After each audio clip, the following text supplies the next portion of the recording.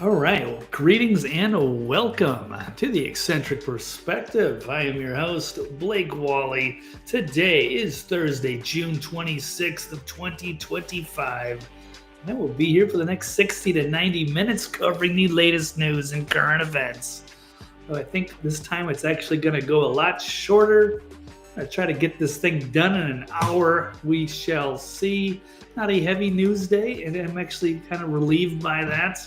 It's been a couple of somewhat stressful shows the last couple times just because there was an overwhelming amount of things to cover and a ton. It's kind of a big relief from all of the MAGA infighting, which was definitely draining as well. That seemed to kind of burn itself out. I guess everybody got fatigued from that. And that is a good thing. Not that we're all on the same page again, but at least things have calmed down and we'll see. So anyway, the ceasefire is so far holding up, which is also a good thing. And but there's still a lot of controversy in the news, as there always is. And how much well, I guess what's the latest with this whole Iranian damage assessment? Because there are lots of conflicting opinions on that, and whether we're going to be back at war again in a few months. We shall see. We'll cover it a few different ways. Well, here's the headline for today: Legacy leaks and regime change corruption. Just throwing words together. They do tie-ins, and of course, I like this interesting Bibi Netanyahu picture here, is actually drawn by Grok. There with Bugs Bunny and the cigars. I will get to the significance of that later. Oh, and hello, Deb. Always great to have you here. Welcome. Yes, catching me live. The elusive Blake Wally, trying to stick to a routine. We shall see if that stays as well. But yes, for now, Tuesday and Thursday, 4 o'clock, until I think of a better schedule. Thanks for finding me. And we're gonna do a quick show today, I think. Let's go to the headlines and then we'll run the intro. So here's all I've got on tap today. Legacy media, are they downplaying the success of the Iran attack? And the deep state's goal, is it ultimately Iranian regime change? Bibi, does he deserve a pardon for his supposed corruption charges? Governor Tim Walz, did he give military secrets to the Communist Chinese? And Anthony Bernal, does he deserve a pass on the Autopen investigation? And finally, Karmelo Anthony's trial. Is it actually a fight against white supremacy? Okay, and of course, whatever you guys want to share. Maybe there's something you're dying for me to cover. Get my take on something? Probably not. But if you want to throw something out there, why not? Or breaking news, something I've missed. There's always some of that. And of course, your feedback, your criticism, whatever you want to say, we'll incorporate that in if I feel like it, if I notice it, maybe. But I'll definitely try. Okay, with that said, let's run the intro. I will see you on the other side of this historic, groundbreaking broadcast that's going to change your life forever. Or not. But welcome in anyway. Here we go. Let's run the intro.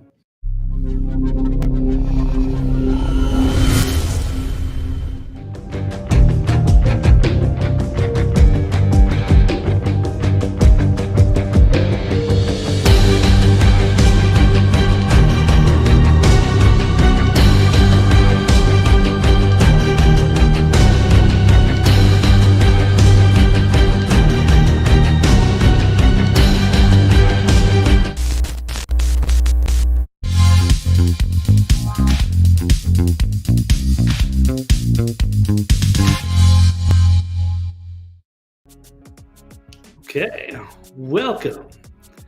Okay, let's get this show rolling.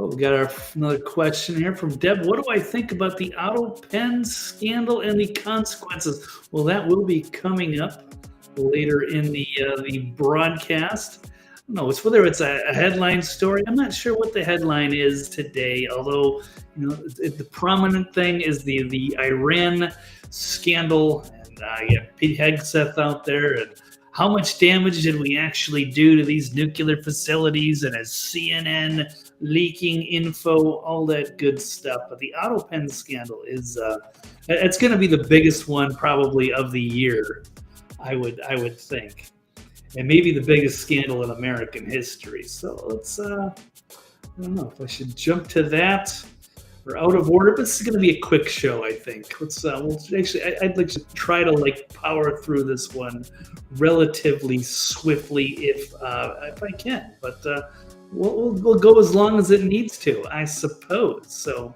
anywho, let's start. Let's start with natural news.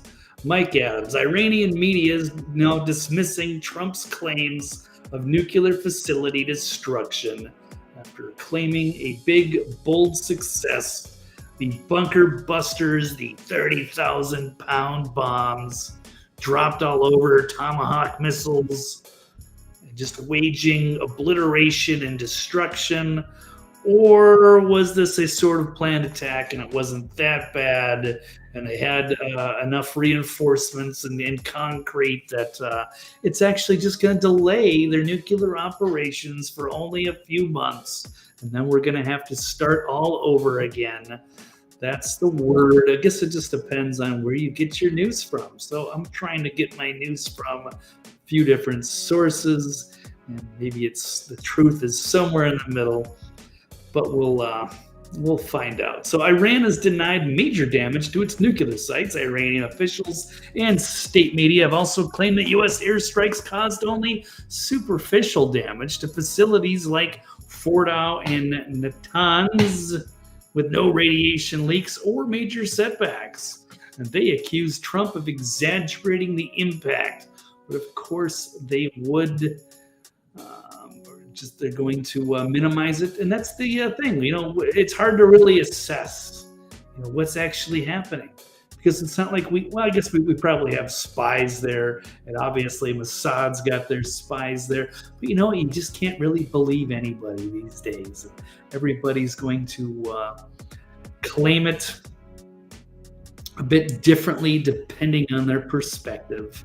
So yes, the U.S. launched a massive but possibly ineffective strike, Operation Midnight Hammer, with 125 aircraft bunker busters. And Iran claimed it moved their uranium and evacuated their personnel beforehand. Thought they didn't have any weaponized uranium, but I don't know. How much is it enriched? How serious is it? I don't know. But both sides are avoiding full-scale war for now, but tensions are still running high. Iran faces economic strain, while the U.S. and Israel push further, risking prolonged confrontation. The U.S. strike did not cripple Iran's nuclear program as claimed, and Iran's cautious retaliation suggests neither side wants full war. The situation remains unstable, with further clashes likely.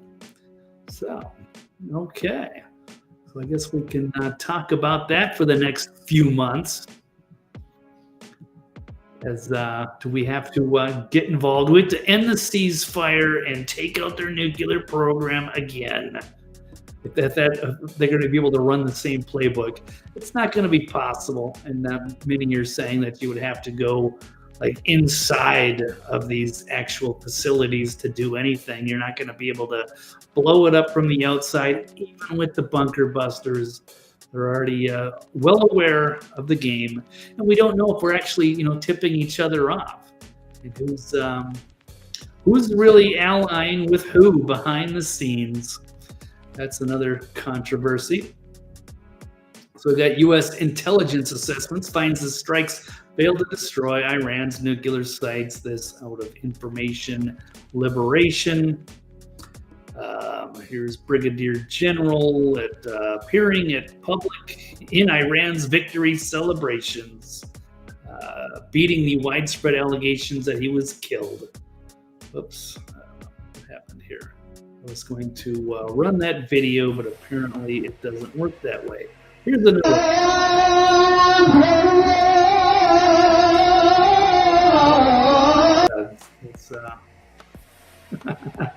that's what a celebration sounds like in Tehran. Okay, that's awful. Keep going. Well, I guess somebody's excited. All right. Well, this is them.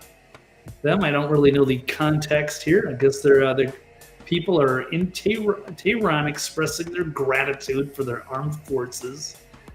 Maybe. Okay, the top secret Israel-Iran war briefing we were supposed to receive today was canceled, according to Thomas Massey. They say it was postponed, but no further date was given. And the talking heads on TV talked about the intelligence leaks, whether the information is, I don't know, believable, or is it outrageous? Is it treasonous? Secretary Caroline Leavitt was talking about somebody should go to jail for leaking this stuff out. It's top secret information. And it undermines the president. Let's see. I got another article here from CNN. Well, no, I'm sorry. It's an article on the Gateway Pundit, and it covers clips from CNN. To be clear, they're backtracking and running damage control after President Trump and Hegseth blow up their dubious Iran leaked story. So Pete Hegseth hitting back hard against the fake news claims about a dubious intelligence assessment report. About what kind of damage was actually done. Here's Catherine Harrods showing some of the pictures. It reminds me of the Face on Mars. All right. Anyway, it changed significantly depending on what they want to show you. But yeah, maybe they did. They dropped tons of bombs over here in this. But what do I know? The logistics of this project here. They've got some headquarters here buried under a mountain. So it's really hard to say how much damage was actually done to the nuclear program, and did it set it back forever or just a few months? Maybe we run a few clips here. Here's one from CNN disclosing their top secret information, which has been refuted by Pete Hegseth. But let's check out CNN propaganda in their own words. Was produced by the Defense Intelligence Agency, which is the Pentagon's intelligence arm.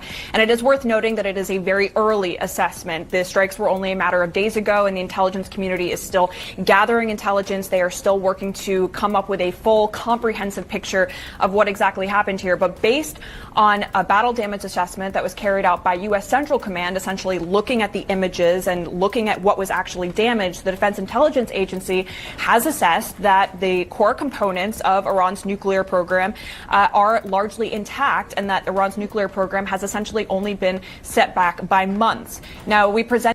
Well, that's not good.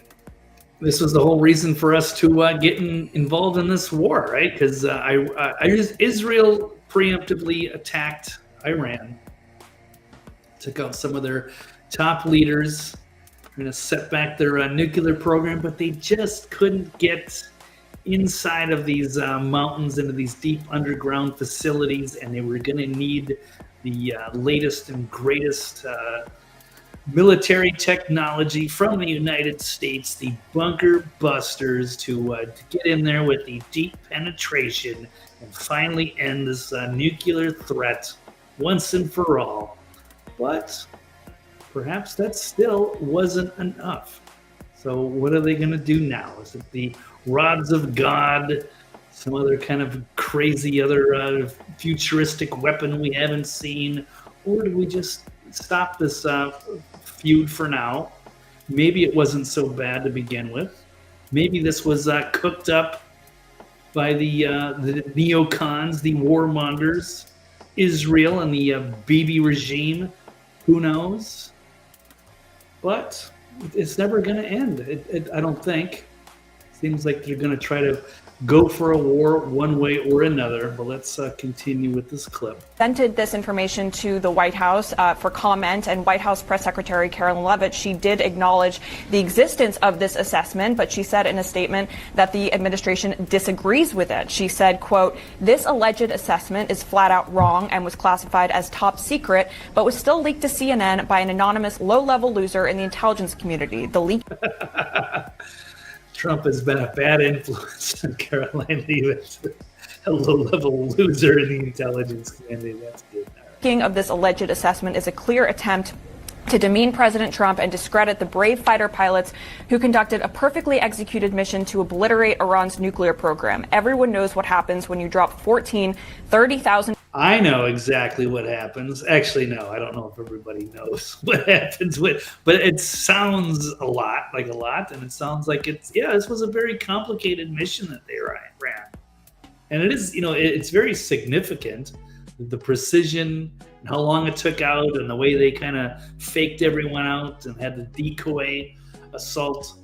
And they mission accomplished, but if they had all these great, this weaponry and that still wasn't enough, then what do you do now? And you feel bad. They did put their lives in danger and had a successful mission against the big, bad, hostile actor of the world, and it still wasn't enough. So, and it's weird that the news networks but they've always got to do something against Trump. They can never praise him even when he does something right. But I think that kind of leans into the idea that they're going to want to go for regime change no matter what. That is the objective. It was never going to be enough. Maybe they were tipped off. Who knows? Pound bombs perfectly. I believe that they're actually going to use this weapon against Israel. If you believe that, which is possible. I'm not saying I like the idea of Iran getting nuclear weapons, but will they actually use them? Would they use them preemptively against Israel the way Israel would against Iran? Not that they nuked them, but they would. They will attack. And they've been doing this for decades now, trying to get us into a war to finish off their biggest threat in the Middle East. And we'll see. So anyway, there's been weird news on both fronts, on both sides of this conflict. And this is the latest.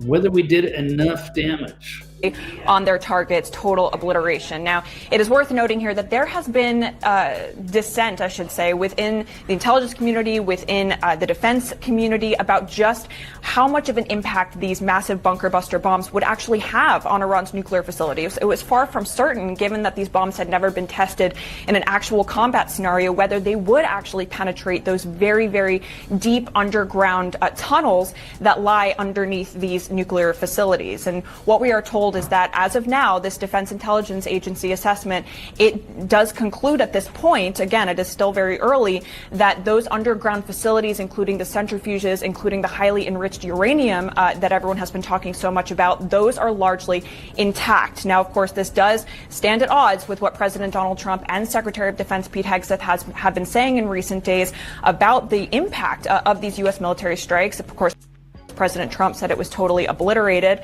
and Secretary Hegseth did as well. Well, of course, they're going to say it's, an amazing success, that everything was obliterated. And of course, Iran is going to say that, no, it wasn't enough. It's just a matter of what you believe. But then, CNN's going to come in and always criticize Trump no matter what. But let's, including leaking classified intel, which may not be appropriate, but we'll see. Let's listen to Pete Hegseth as he just called everybody out. You, and I mean specifically you, the press, specifically you, the press corps, because you cheer against Trump so hard. It's like in your DNA and in your blood to cheer against Trump because you want him not to be successful so bad. You have to cheer against the efficacy of these strikes. You have to hope maybe they weren't effective. Maybe the way the Trump administration has represented them isn't true. So let's take half-truths, spun information, leaked information, and then spin it. Spin it in every way we can to try to cause doubt and manipulate the public mind over whether or not our brave pilots were successful. How many stories have been written about how hard it is to, I don't know, fly a plane for 36 hours? Has MSNBC done that story? Has Fox? Have we? To be fair, if it was, the Biden regime or whoever was running it, we'll get to that Autopen scandal here and find out who was running it. But yeah, you could see all of these legacy outlets, praising the work that the military did and the training of the pilots to go, 36 hours consecutive flying so that they could confuse everybody in the fog of war, and then boom, attack Iran, drop bombs, save the day, America F yeah. But well, we're not entirely sure. But here we are again. So back to square one. Was it all for nothing, or did we just buy ourselves a few months? I don't know. It was never going to end. I mean, did anyone actually think this was going to be the absolute end of the Iranian nuclear threat? We would never hear about this forever and ever. All you knew is that this was going to probably even, if they were actually building weapons-grade uranium, was it going to just make them accelerate their program even more and more secrecy, deeper underground? It's never going to end. So I think at the end of the day, it's good to have the right diplomacy. But we had the optics. We ran our mission. We're trying to appease Israel, trying to appease the warmongers. But it's never enough. It was never going to be. So I couldn't tell you whether it's the mission accomplished or not. It was just going to delay it by either a few months or a few years, but we made our effort, and now we know, sort of. We know that both sides are going to tell us what they want us to believe. Okay, keep going. We've done the story how hard that is? Have we done it 2 or 3 times so that American people understand? How about how difficult it is to shoot a drone from an F-15 or 16 or F-22 or F-35? Or what it's like to man a Patriot battery? Or how hard it is to refuel midair, giving the American people an understanding of how complex and sophisticated this mission really was. There are so many aspects of what our brave men and women did that, because of the hatred of this press corps, are undermined because your people are trying to leak and spin that it wasn't successful. Well, regardless, I like the idea that he's calling out the press. They deserve to be yelled at. We don't hate the press enough, no matter what. All right. Anyhow, here's another article. Pentagon chief says no known intelligence shows Iran moved uranium. So there's that too. Or there's the back channel communications between Trump and Iran as well. They tipped us off that they were going to attack one of our bases in Qatar, because they had to respond. Were they tipped off too that we were going to hit these nuclear facilities, and they were able to pull whatever nuclear material they were working on, whether it was for, good reasons or not, weapons or for their energy infrastructure? I don't know. Yeah, there you go. Hey, Kenneth, welcome in. The room spins when I leak. I'm sorry about that, but okay. Well, but there were so leaks galore in Washington, so that they could make Trump look bad. Or is this just the truth that we need to get to the American people? And do we need to finish the job? Do we need to put boots on the ground? Do we need better bunker busters, new weapons, better diplomacy? Don't know. Rock and guitar. Like that. Disinformation with Iranian TV saying America's strike didn't work. Yeah, we should all expect that. But of course they're going to say that. They're not going to say, oh my God, you guys set us back forever. Sorry about that. We'll never do our nuclear facilities ever again. We were bad. Or, I don't know. No one's going to tell the truth on this one. And we don't have like our own people to actually go in there and assess the damage ourselves and give a real on-the-ground assessment. But if there wasn't enough damage, what are they going to say? It's always a spin. Definitely. So we hit nuclear sites that had already been hit before, and they plan to continue. Yeah, so I think people have been pointing out it's just all like theater of war. That this is actually just for the public. It's for people to believe that there's something going on. That Iranian regime may be more reasonable than we think. That's another idea. I don't know. I just want us to get out of it. I'm just glad we didn't send boots on the ground. I'm glad, things, went off a lot more smoothly than we could have scripted, I would think. That Trump was able to go in there and launch a precision strike and it wouldn't kick off a larger war or a more severe retaliation. I consider that a victory. But I was worried it wasn't going to be enough. And now they're saying, oh, there wasn't enough damage. So now we're going to have to do something about it again. Last year. Oh, speaking of last year, you got the Washington Post saying Netanyahu decided on the Iran war last year and then moved to recruit Trump. Well, he's been working on this Iranian war forever. They thought they were going to go do it themselves, but they were unable to do the job themselves. They knew they were going to need the United States and their bunker busters to go in and finish the job, but even that wasn't enough. And their Iron Dome wasn't enough. They were getting pummeled. They're a tiny country. They're going to get obliterated by the ballistic missiles from Iran. So they needed America to come in and help them out. But let's see. There's an interesting tweet here from Clint Russell saying both his read. Both Israeli and U.S. intelligence lied to Trump and told him that Iran's nuclear program would be taken out via the bunker busters and that it would avoid any need for a major war. But he found out that this was all just a lie to get Iran to kill American troops in response and to force Trump into a full on-the-ground regime change invasion.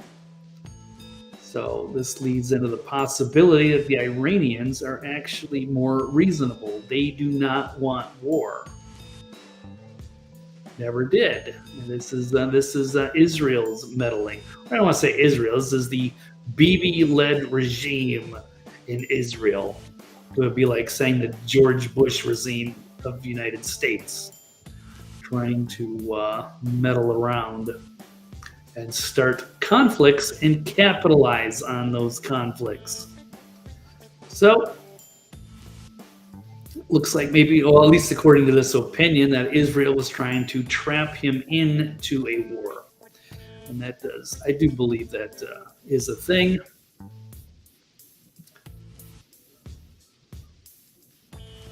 This was dangerous about Bibi. If the man only had a bigger country and a bigger military, the chaos that he would cause all over the planet would be pretty alarming. That's right. He just tries to get the United States to do all the heavy lifting. I won't run this clip because the audio is pretty low, but it's Steve Bannon saying the big story in the Washington Post. Netanyahu caused a stir in Jerusalem and Tel Aviv because it exposed Israel as a protectorate and not an ally. And it's important because President Trump said the war is done. He did his duty. It's over. So if you really support Israel, now is the time to pay attention. So I asked Grok about this. Is it fair to classify Israel as more of a protectorate than an ally? And Grok said it oversimplifies a complex relationship. Because you got to wonder, is this really a good partnership here? Are we benefiting from this relationship with Israel, our greatest ally? Is this more of a one-sided affair? So there, according to Grok, it's a key ally with deep strategic, military, and economic ties. The U.S. provides the significant aid, of course, the military and their intelligence, and of course, the defense technologies like the Iron Dome. However, critics argue the relationship resembles a protectorate due to Israel's reliance on U.S. aid, diplomatic support, and perceived influence of pro-Israel lobbies in U.S. politics. Well, there is a major one called AIPAC that is strongly influential. And so many people in Congress have their own AIPAC person. So that is significant. A foreign lobby that's not registered as a foreign lobby. But what do they provide for us? And even according to Ted Cruz, one of the biggest defenders of Israel, their only contribution is pretty much intelligence. And it's just the intelligence that they want to share with us. So some strategic benefits in that region, I suppose, because everything seems to center around them. So an ally implies mutual benefit and sovereignty, while a protectorate suggests subordination. So it says Israel's ability to act independently, but I don't know if they do so much. Again, we just saw this war. They bit off more than they could chew. They attacked Iran. The Iron Dome is not infallible. They needed the U.S. to come in, put some ships out there, try to protect them, then went in with the bunker busters, then called off, called the ceasefire. Okay, let's, sorry, I'm missing some of the comments here. Boobs on the counter. Oh, yes. Bibi is a bunker buster. Bunkin' Buster's game room. Did I tell you I opened up a Dave & Buster's? It's a story for another day. Back in the day, back in Maple Grove, Minnesota. Did not work out so well. Long story. Anyway, no big deal. All right, what else do we have? George Bush planted. Bibi is power hungry? Yeah, absolutely. He's got to be. I think part of the reason that he wants to kick off these wars is because he's got the corruption charges coming down. He's got to worry about that. So he's got a 30% approval rating. He's got people calling to recall him. So what does he do to try to grab power and stay in power? Is kick off these wars. Yeah, the porcelain dome. Yeah, the Iron Dome was really effective for a long time. That was against, older tech. It's old technology now. That wasn't built for the ballistic missiles. That was built for like these old Iraq war Scud missiles and stuff like that. It's amazing technology. It lasted a long time, but now it's 2025. People have upgraded, and you can't really stop those ballistic missiles. They move too fast. But yeah, it's bad. No one wants to see that. This was kind of an unnecessary conflict, and a lot of people paid for it. Okay. All right. Well, let's move on. Where's my topics here? Because we're going to get to that Bibi thing now, I think. So legacy media, they downplaying the success of the Iran attack. Yeah, yes. they are downplaying the success, but it's also possible that it wasn't nearly as successful as we'd like to believe it. No one's going to know. He said, she said. Guess we'll find out someday. So Deep State's goal is ultimately Iranian regime change. Absolutely. They want boots on the ground. They want another prolonged war, if they have their way. I'm sure. Okay, so now how about Bibi deserving a pardon for supposed corruption charges? So let's take a look here. So this was interesting. President Trump came out on Truth Social, made this post calling for Israeli Prime Minister Netanyahu's trial on Monday to be canceled because apparently this Monday, was it June 30th? Bibi Netanyahu's going to be on trial for corruption. He says it was a witch hunt, and he deserves much better than this, and so does the state of Israel. Bibi's trial should be canceled immediately or a pardon given to a great hero. So Trump was saying he was shocked to hear the state of Israel, which had one of its greatest moments in history, is strongly led by Bibi, is continuing its ridiculous witch hunt against their great wartime prime minister. Bibi and I just went through hell together. And Bibi could not have been better, sharper, or stronger in his love for his incredible holy land. Anybody else would have suffered losses, embarrassment, and chaos. Blah, blah, blah. Bibi was a warrior. And he just learned Bibi has been summoned to court on Monday for the continuation of his long-running, this has been going on since 5 years ago, this trial. And it's the first time a sitting Israeli prime minister has ever been on trial. A politically motivated case concerning cigars and a Bugs Bunny doll.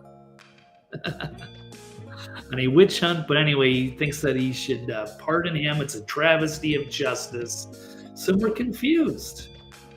Some are saying this just shows, this confirms that Trump is just, an agent of Israel, and it's actually just Bibi pulling the strings. Trump is just kissing his rump, but I don't believe that. I think this is just the polite political thing to do. I'm hoping he's not a big fan of Bibi. That's only for the public to see. He can play both sides. So I think that is what's going on. It's my interpretation of it. I could be wrong, but I don't care. He's gonna be on trial, which leads to the today's thumbnail. Again, with the cigars and the Bugs Bunny doll with Bibi. Because I didn't know what to make of that, so I had to ask Grok what that meant. So here it is. Here's from Grok. So okay, tell me about the Bibi's trial with the bunny doll and the cigars. So it's Bibi's facing a corruption trial that began on May 2020. Him and his wife accused of accepting luxury gifts, including cigars, champagne, $200,000 worth of jewelry from Hollywood producer and an Australian billionaire. This is Arnon Milchan and James Packer.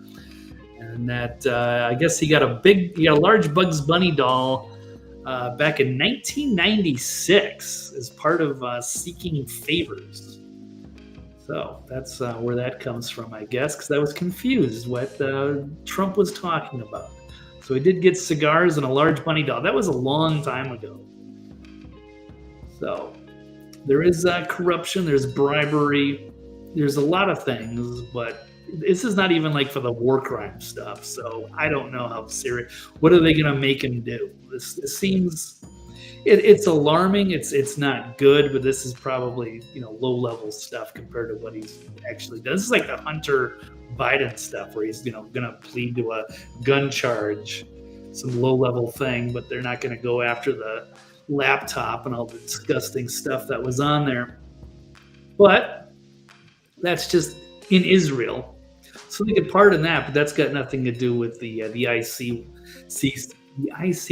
wanting a peace and perhaps trying him for war crimes in The Hague sometime. So we shall see. Kenneth working at the Rosedale Mall. That's funny. I thought we talked about this before, because I actually worked at the Rosedale Mall back in 1994, 93, a long time ago, working at the old Arby's. That was like my first real job. It was like 1992. That was not fun, but it was a good experience. Learned a lot. Working 10-hour shifts every Saturday at the Arby's. Whatever. It was fun working at the Rosedale Mall. That's funny. And hey, Rick, great to see you, buddy. Been a while. Glad to have you. Glad you could make it. Thank you, Rick. It was one of my good shirts. All right, let's see. Yeah, I don't trust Bibi. Yeah, nobody should at this point. He's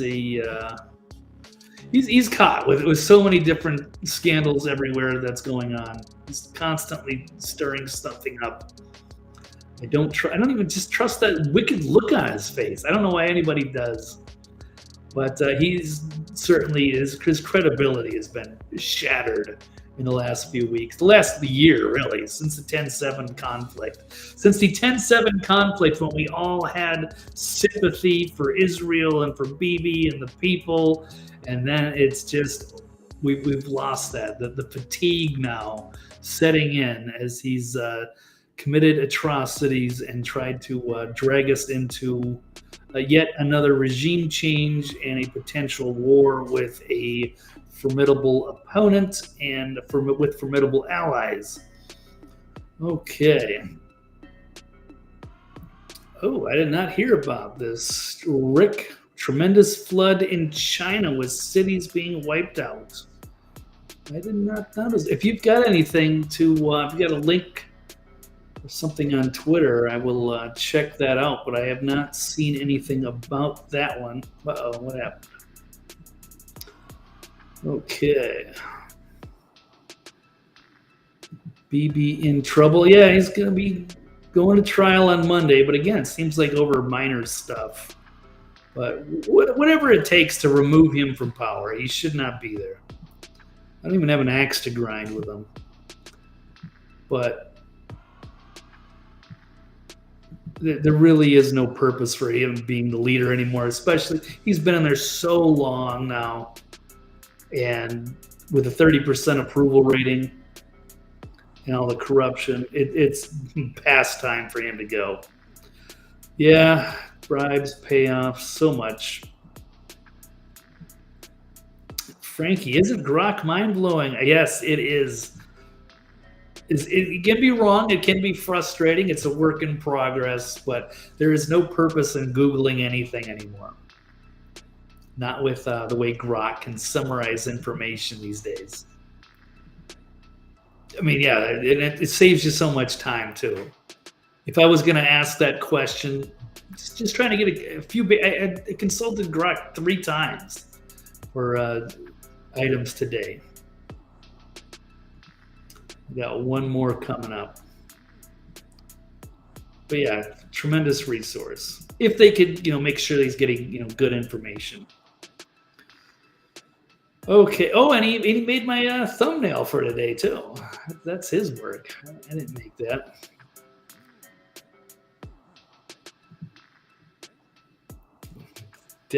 Kenneth worked at Musicland. That was a totally different era. They don't have those anymore. It was weird. It was a totally different experience getting music. CDs, yeah, back in those times, working at the Rosedale Mall, working at the Arby's, saving up so I could get a new CD at Musicland for $15. Okay, good time. That would have been a cool job. Deb worked at Sears. I had so many jobs back then. I worked at Office Max, Toys R Us, grocery store, all sorts of weird spots. Subway for a brief time. All right, good times. Okay, I'll have to Google the China flood. Hundreds of thousands. Okay, wow. All right, I'll see if we can find something on that. I'll have to run a video clip or something so I can check it out. Actually, I've got something coming up. So let's get back to my topics. Bibi deserves a pardon for supposed corruption charges. No, I think he should face the music, man up, before he does anything else bad. They can politically take him down. That would be beneficial for everybody.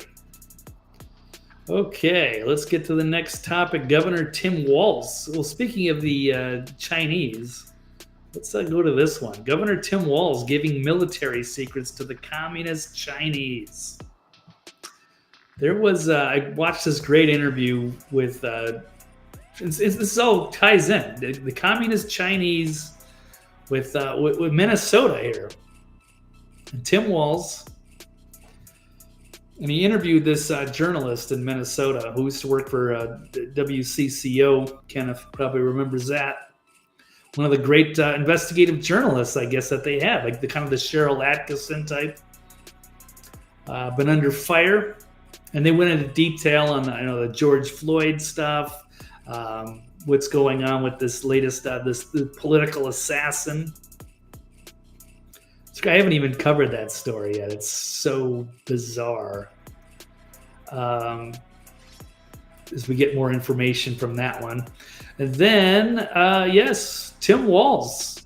And there's many things, too, that are alarming red flags with Tim Walz. One, that he took 30 trips to China. What was he doing? And then he worked for National Guard. And he worked on, a top secret vehicle, a tank. Well, let me get to the video because you guys are going to want to see this. It's like an hour and a half interview, but here is just a 2-minute segment talking about this, one of the highlights from it. Just all the drama going down in Minnesota between Walz and George Floyd and the political assassin, and then she dropped this bombshell. So let's check this one out.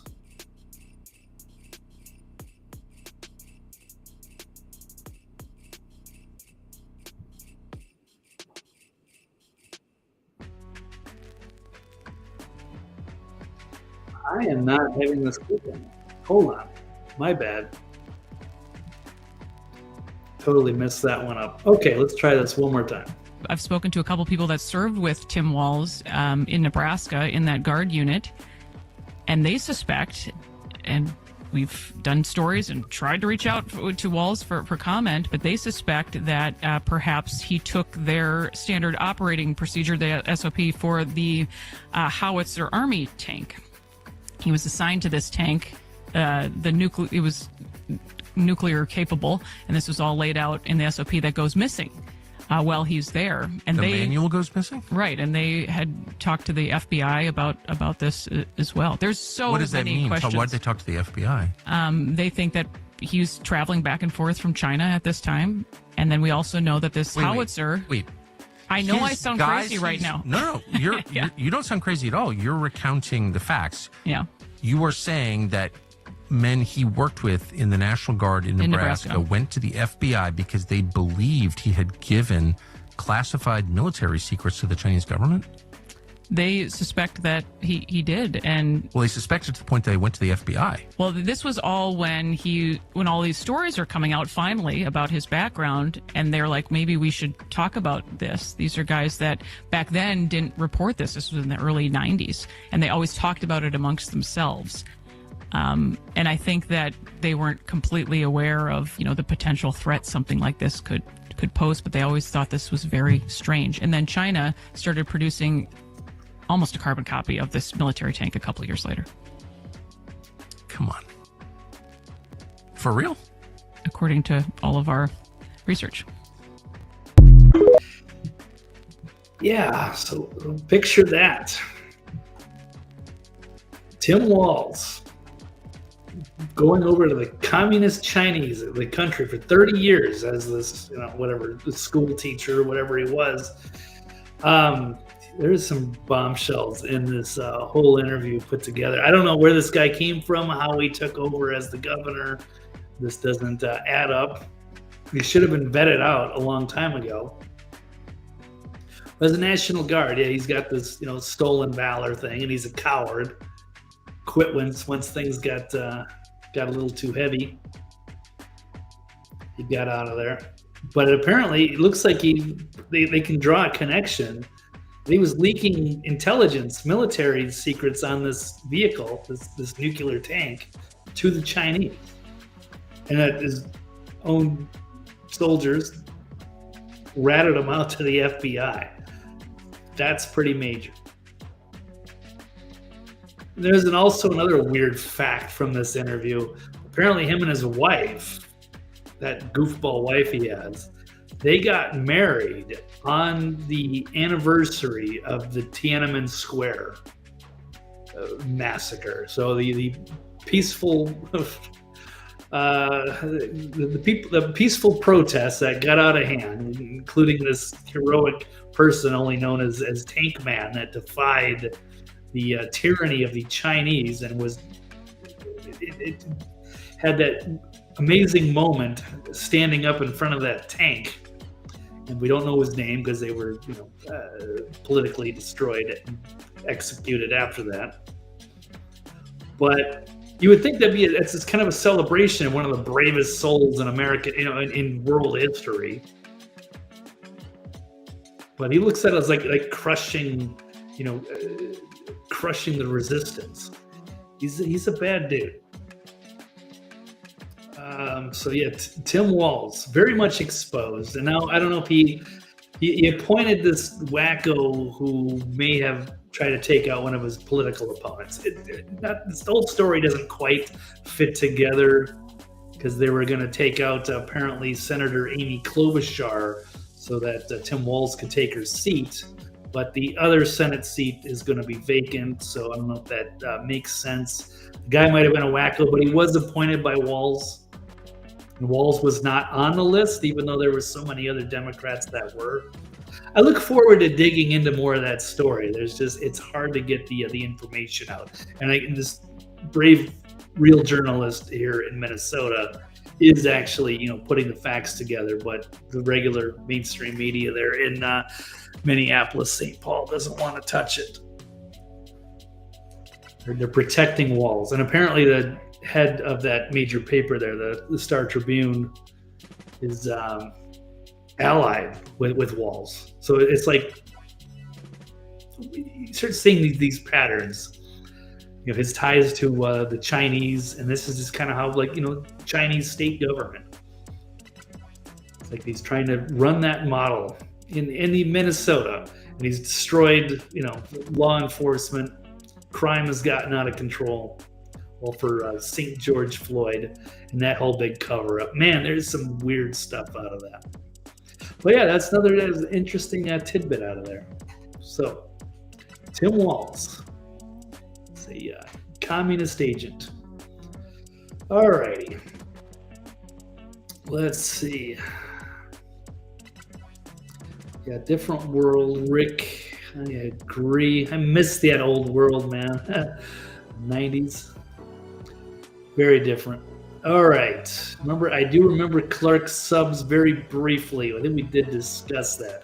That was before Subway. You didn't see those in the suburbs. Except the food sucked. Food in the suburbs was all the basic same stuff over and over again. Okay.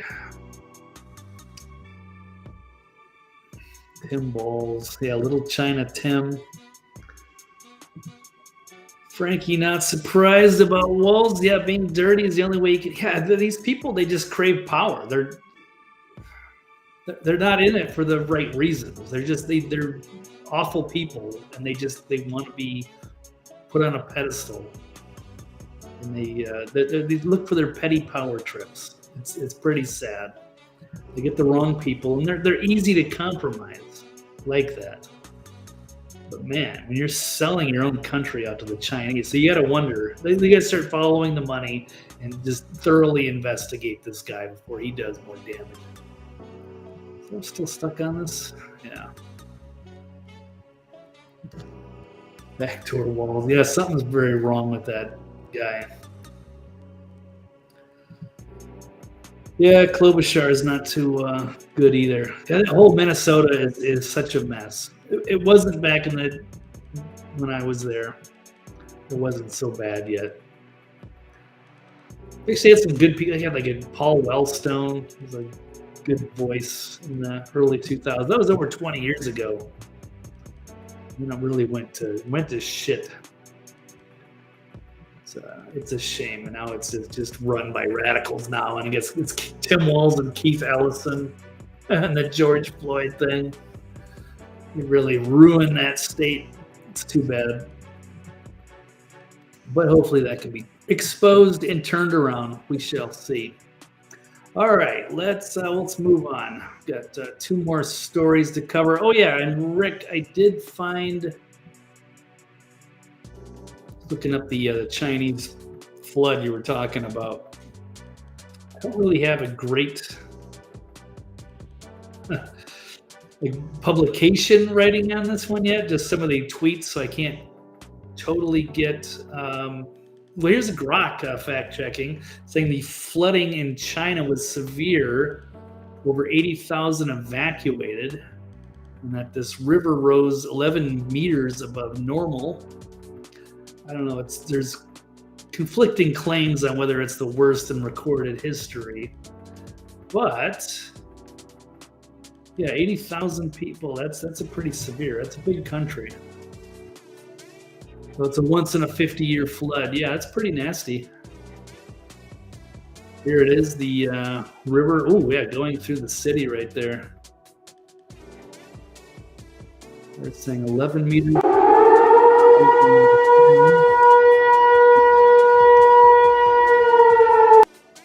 Okay. One more video. 你命大啊，兄弟啊，这个危险啊， Holy 只能要等消防来了。 The truck just hanging over the edge. 没信号都没信号啊！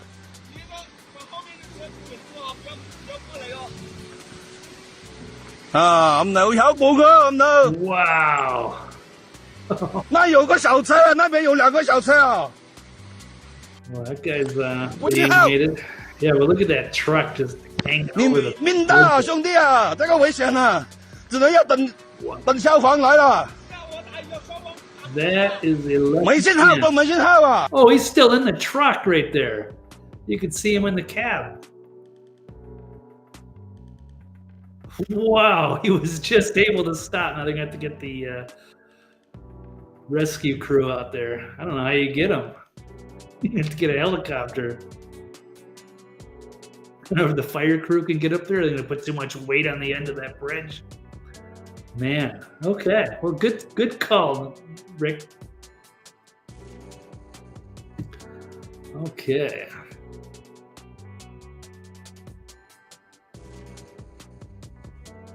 All right, well, there's the flood update. So cool stuff. All right, we'll get back to the topics here.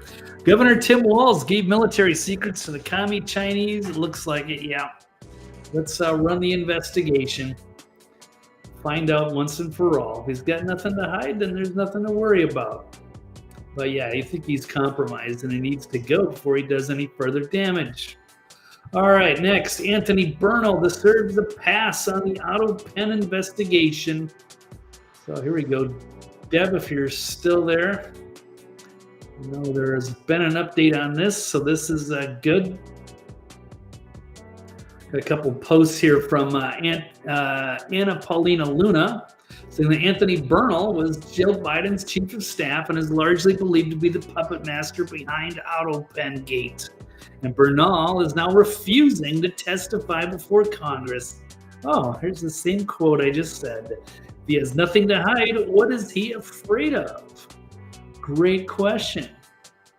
We got another one. Oversight Chair James Comer is going to issue a subpoena to Anthony Bernal since he refused to testify. And if Bernal defies his subpoena, he must be held in contempt and jailed. The precedent has been set. The GOP needs to stop playing defense and start enforcing the law. No more passes for political operatives who defy accountability. So who is Anthony Bernal? Well, let's listen to former Vice Chair David Hogg, as he was on undercover video talking about Anthony Bernal. He was Joe Biden's chief of staff.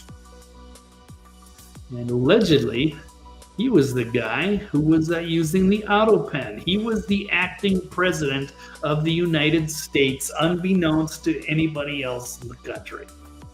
Outside of the White House, all we knew was that Joe Biden had dementia, was not really involved in much of the day-to-day operations, even though they acted like he was. Certainly was not. And now we're starting to ask those questions. So if he wasn't running things and he wasn't using the Autopen, then who was? And there are many people to blame, many people to finger, if you will, to ask questions, which they will.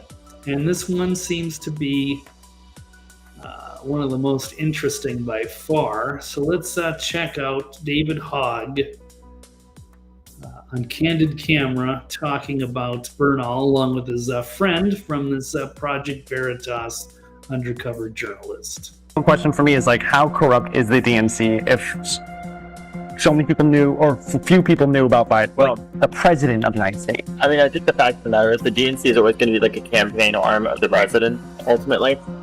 The bigger issue was like the inner circle that was around Biden. That's it. And I can't stress to you enough. Like Joe Biden's chief of staff, like, had an enormous amount of power. Joe Biden? Joe Biden's chief of staff. That was like an open secret at the level. Like, I would avoid him. Like, he was scary. What was his name? Scary. Weird. Anthony Bernal. So Anthony Bernal is a scary man behind the scenes and apparently playing president. No one elected him. No one never heard of him. And who knows what kind of policy decisions that he was making. I think we'd all certainly like to know. But now that he's being exposed, he's refusing to testify. I've never seen him. Exactly. What do you mean? Never seen him. He's like the man behind the curtain. He's just like a shadowy, like, There he is, shadowy Wizard of Oz type figure. Wizard of Oz type figure. That's what made him so, like, I knew how he looked, but I'm like, the general public wouldn't know how this man looked. That's crazy. How does this happen in the United States? I mean, we know the president has, advisors, but this is on another level, completely unprecedented. Know how this man looked, but he wielded an enormous amount of power, and I can't stress to you how much power he had at the White House. Cannot stress how powerful this man was. Running the White House, running the country, and now that he's being exposed, he's trying to go and hide. He's not so scary anymore.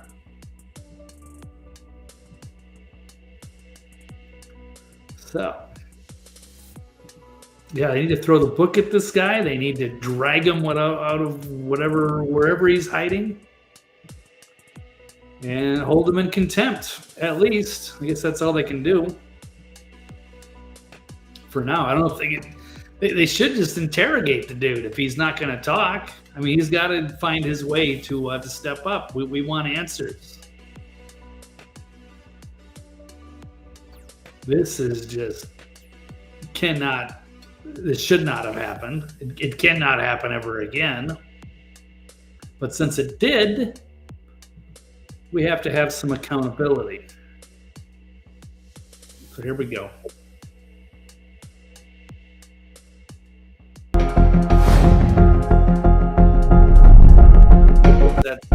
For that, I don't know if there was a part 2 on that for Anthony Bernal.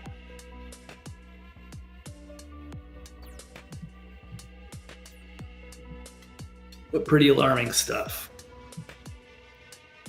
So, Bernal, I mean, it's one thing when, Steve Bannon doesn't want to stand in front of the J6 witch hunt board, obviously compromised, held in contempt, going to jail. But this is far beyond that.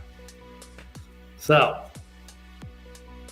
I don't know what else I can say. Yeah, it's time to revoke the Autopen pardons. That's definitely has to be done. They're allegedly taking bribes for those pardons. That's another scandal. That's another part of it. But yeah, it's the biggest scandal in American history right there. And Anthony Bernal, who we've never heard of, needs to become famous. He needs to be a household name. And he did it to himself. It's amazing. He likes to wield that. What a sad little man. Wield all that power from behind the scenes.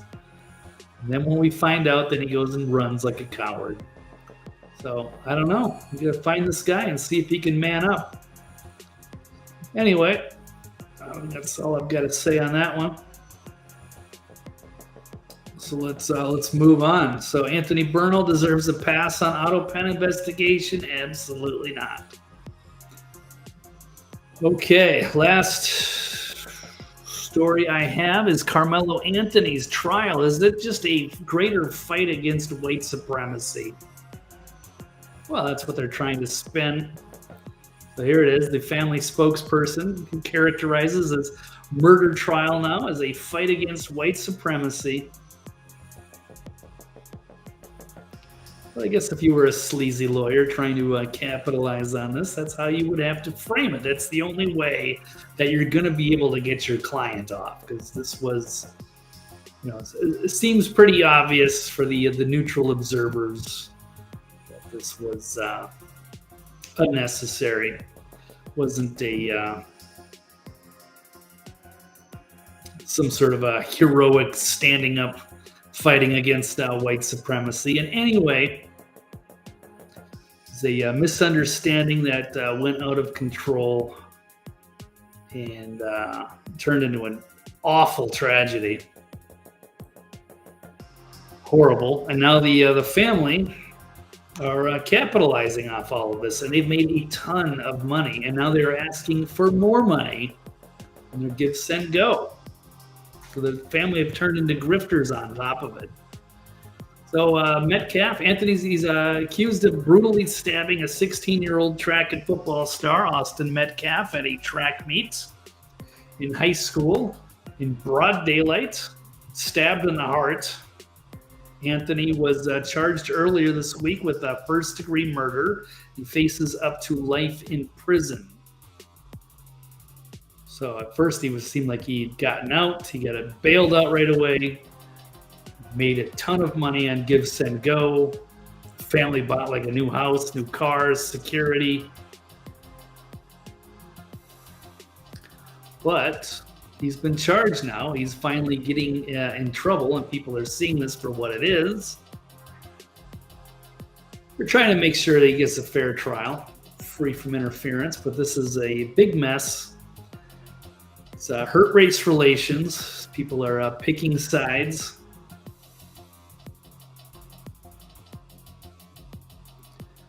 But just back in April, he attacked Austin. He even attacked Austin Metcalf's father by suggesting that his attendance at a press conference was disrespectful to the dignity of his son.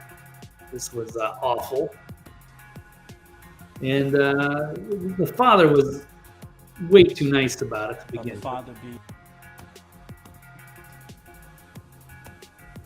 of the father being at this press conference.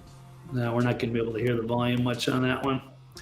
But final part of this, there's a tweet here from Sarah Fields who's saying, despite filing an indigent packet after raising the Give Send Go goal to $1.4 million for a legal team, Jacob Walz, the founder of the Give Send Go, defends the Anthony family by stating, "Read the Constitution." So I had to look this one up, but here's my final ask from Grok and why this is such a valuable tool. Now you can just go on these little, if you see a tweet and you see something like, I don't know what the heck an indigent packet means, so you can just Grok it to explain the post.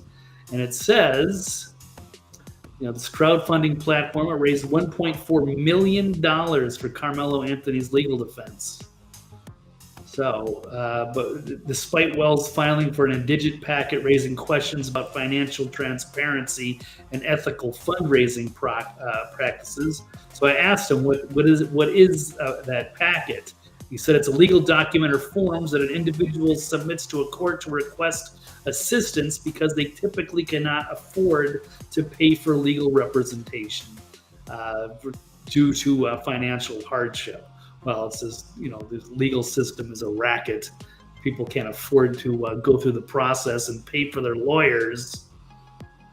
So they need to raise money in so many of these cases. But they've already got $1.4 million. What happened to all the money you raised? And now you're asking for more money? And it's clearly this guy does not stand a chance. The only way they could try to twist this is some sort of a racial thing.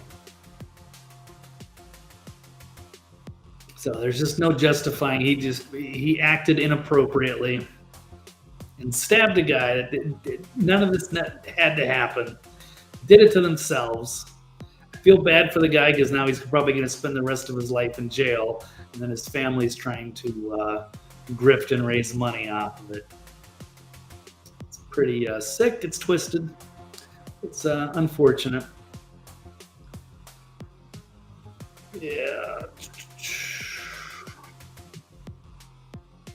Yeah, Facebook pics. Anthony's in a suit.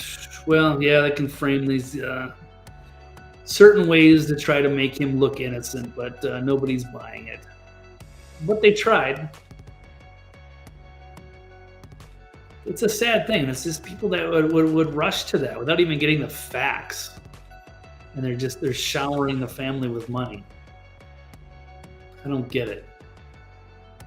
But yeah, there's a lot of stuff I don't get anymore. And we can get back to the George Floyd thing. And the guy was just a criminal drug addict. And they made him out to be a saint. They named a baseball stadium after. I forget. There's a lot of weird stuff going on. Yeah, they put him on a pedestal and treated him like a saint. Don't understand any of it. All right. It's a video of Anthony in high school kicking a guy in the head. That was down on the floor. Yeah, Anthony was a troubled youth, bad kid, and he was in the wrong place at this time at this track meet. And he's carrying a knife and apparently got a chip on his shoulder, and he didn't like the idea that this white kid was asking him to leave. And maybe he was a dick about it. Let's assume he was. But does that give Karmelo Anthony the right to stab him in the heart? No. That's kind of the bottom line there. So anyway, it's a tough situation. But just to wrap that one up, Anthony's trial is a fight against white supremacy? No, certainly not. But it's a desperate legal maneuver. And I guess it can raise them more money, perhaps, on top of that as well. Get a cash in while they can before the kid goes to jail for life. Absolutely, Kenneth. Saint he ain't. So hopefully they can redo that too, because that's a great interview from that WCCO lady, or formerly, showing that. And the way that the way that they frame that whole trial and everything about it, just to go after Derek Chauvin and play victim, and then they defunded the police. It's just an awful, terrible story. So Chauvin is still rotting in jail, and even if Trump pardons him, he still has to face like state charges. So it was bad optics. I'm not going to go down that whole rabbit hole. We probably will again. There's a lot to that. It's this really ugly chapter of U.S. history. But anyway, that's I think of all I've got. Yeah, civil, normal people don't act like that. Yeah, I mean, you can get away with acting a fool in high school and doing something stupid, getting into a fight. Cool, maybe he gets into a fight. Oh, hey, see how that works out. You're going to try to kick me out of this place? Let's go fight. What if he just punched the guy? Nobody ever would have heard about it. Could have been a minor scuffle, and he'd still be walking around free, and Austin would still be alive. So what a terrible tragedy to make such a bad decision when you're 18 trying to be a tough guy, and then you got to pay for it with the rest of your life in state penitentiary. Well, anyway, that's all I've got for today. I think we'll call it there. Great to see you guys. Thank you, Rick and Kenneth and Frankie and Deb. Always good to have you guys. I think that's all I've got for today, and we'll see. We'll see what happens over the weekend. Maybe that's quite an interesting week. A little bit low-key today, but that's good. There's very intense times of this Iranian-Israeli conflict, which dominated the news cycle for a while, and looked like we could have been on the verge of World War III or something. Fortunately, there's a ceasefire, and that's all I know for now. 18 to life. Yeah, pretty much. Okay, well, that's all I got. So thank you, guys. Have a great weekend, and I guess I'll be back on Tuesday. We'll see what the news brings there. But for that's all I've got. So thank you very much. Please like and subscribe, and we'll do it again next time, next week. Take care, but I am going to be out. That's it.